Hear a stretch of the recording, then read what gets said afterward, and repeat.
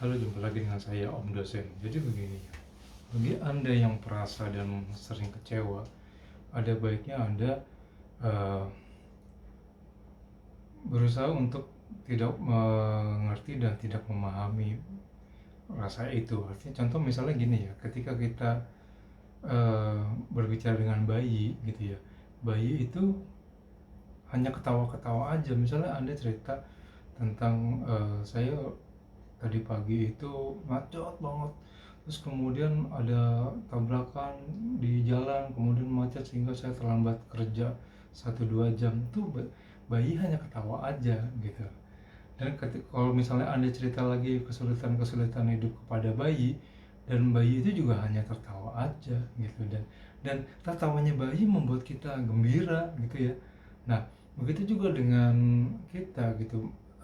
Bayi itu kan juga tidak tahu dan tidak mau mengerti tentang permasalahan yang diceritakan. Jadi ketika kita menghadapi kehidupan itu, ada baiknya kita nggak usah mengerti dan memahami perasaannya gitu ya.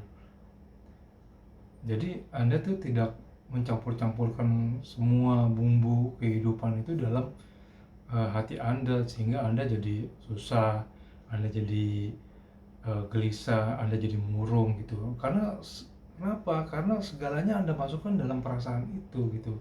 Kalau Anda punya prinsip seperti bayi itu, maka Anda hanya akan ketawa, Anda akan menganggap itu suatu hal yang positif, Anda akan menganggap itu sebuah kegembiraan gitu. Dan tentu orang yang diajak ngobrolnya ke bayi itu, kita jadi senang ya kan. Ada gak kita jadi kesel sama bayi gitu, bayi lucu, wangi gitu kan, ketika ketika kita cerita dia malah ketawa, kita jadi ikut ketawa. Begitu juga kita ketika kita menghadapi masalah, ya jangan dimengerti perasaannya dan jangan dipahami perasaannya, ya kita mendengarkan saja gitu ya. Dan jangan dimasukkan semua dalam aduk-aduk gitu ya. Misalnya kayak Anda lah bikin sayur asem, semua bumbu Anda masukin di sayur asem itu, Anda masukkan gulai, Anda masukkan bumbu rendang, Anda masukkan bumbu segala macam, hingga akhirnya sayur asem itu nggak ada rasa dan aduk-aduk dan jadi nggak enak dirasa gitu loh. Sama seperti kehidupan, kalau Anda semua Anda rasa, Anda akan menjadi orang yang penuh dengan gundah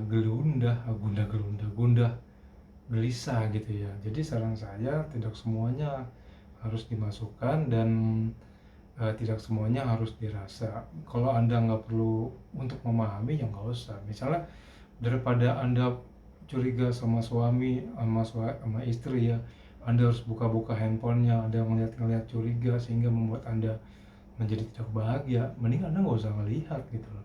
Anda nggak usah merisa-merisa handphone suami atau handphone istri gitu loh. Jadi hidup Anda lebih tenang dan rumah tangga Anda juga lebih enak gitu. Terima kasih.